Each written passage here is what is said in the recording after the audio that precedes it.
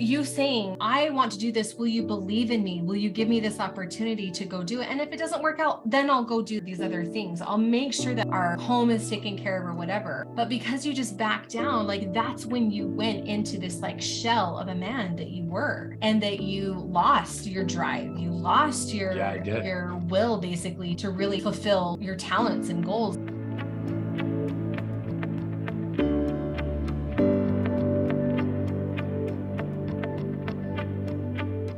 Part of what I'm thinking of as far as creating a movement is, what does the world say and what do we say? Mm-hmm. The world in general says marriage isn't worth it. Yeah. It's too much of a hassle, or that if your partner isn't working out, then you don't need to worry about, making it work. Like, just move on, do what makes you happy. If they're not willing to basically submit to what you want, then you deserve better. That's it. I'm out. I deserve better, and so I'm out. One of the other things that the world says is, really, if it's not working well for me, then I'm out. Yeah. And it's not about what you want at all. Yeah. It's only about what I want. That's something that we're also against. When you got married, I mean, if you think about how people used to get married before, it was this thing where, for better or for worse, in health and in sickness, for rich or for poor, that was a commitment that you were committed to, right? And that was something that you were going to do regardless. Right. Whereas now, like, that's what the world says, like, I'm out no matter what. So some of the other things that the world says that we are against is, you got to put your head down. You got to eliminate all distractions or whatever. But a lot of interpretation, what I have seen from our own experience, as well as a lot of other entrepreneurs in that sense, is that they put their head down, but they put their head down with blinders onto their family, and they neglect their family. For sure. And so that's what we're against. That means that you're not on your phone playing games. That means that you're not out with the boys doing game nights or whatever, except for specific nights or whatever. Because I still believe in that dance of, taking care of your emotional and physical needs or whatever, like that whole self-care. But those are the things that you sacrifice if you need to sacrifice for your business. It's not your family. Right. Another things as far as movement goes, I want women who see the value in the balance that a man brings to their life, especially with strong women. Like this, these are the things that we're coming up against. Is you have these really powerful, strong women that are very dominant and stuff, and they have so many powerful strengths. But what ends up happening in their marriage, and this is from specific people that have shared this with me, is that they're like, well, basically I became strong and, did my thing or whatever. And I like emasculated my husband. And now I don't think they even recognize that they've emasculated their husband. This is an actual conversation that I had with two women, that this is what they said, is that they got married and they wanted a great marriage or whatever, but then they became very successful in their businesses or in their careers because of their dominating personalities. The husbands wanted to make their wives happy. So they were like, whatever, wife wants, wife gets, happy wife, happy life. No, happy spouse, happy house. It's got to go both ways, right? You've got to be willing to meet that other person's needs. But what happens with them is that the one woman said to me, basically, he became emasculated and now I'm not attracted to him anymore. And they ended up getting divorced. And it's like, yeah.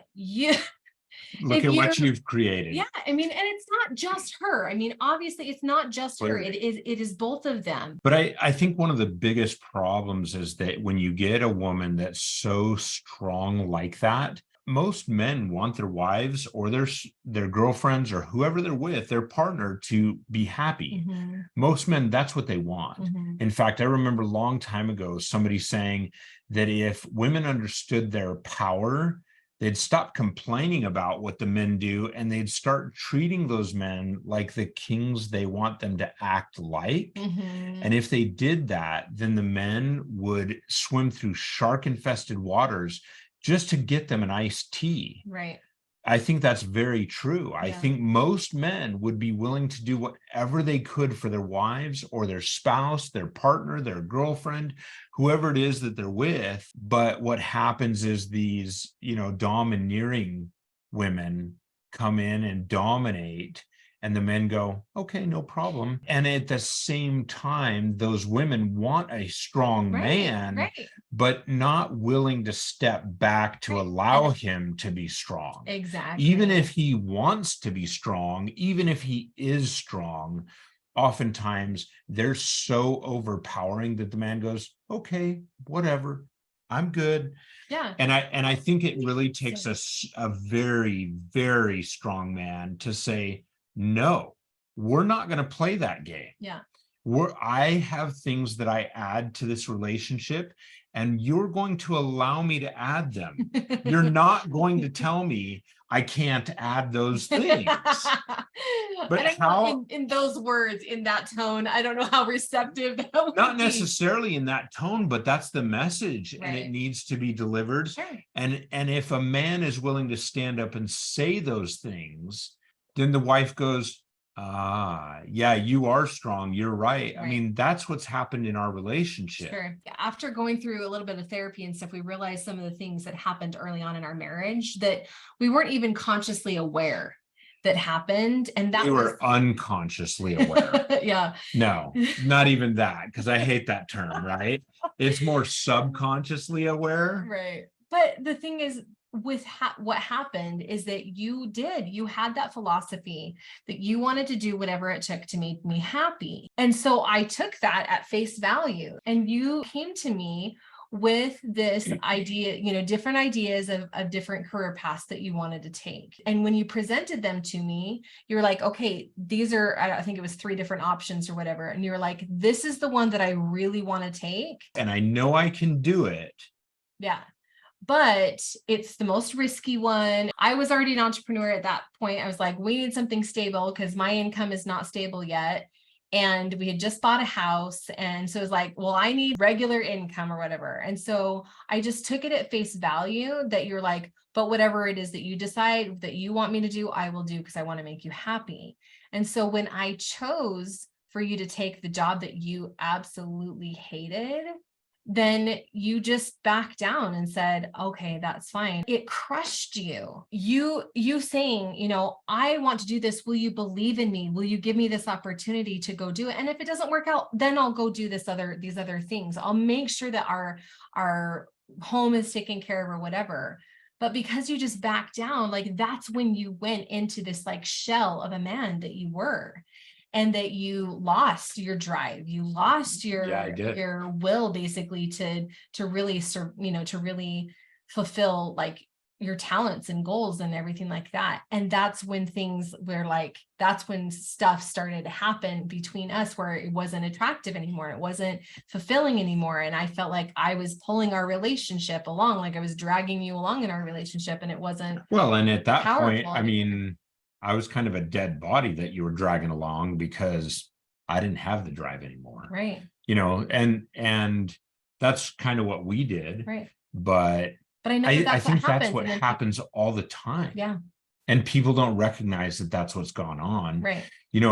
So if you had a second and you could look at your relationship and really ask the question, am I doing everything I can to assist my spouse to grow and to feel valued and to feel like they're important? I would bet most of us would probably come back with the answer that if we would really look in the mirror, we're probably not real happy with who we've become towards our spouse. Well, because there's that nuance, right? There's a difference between going to your spouse and saying, what are your goals and dreams?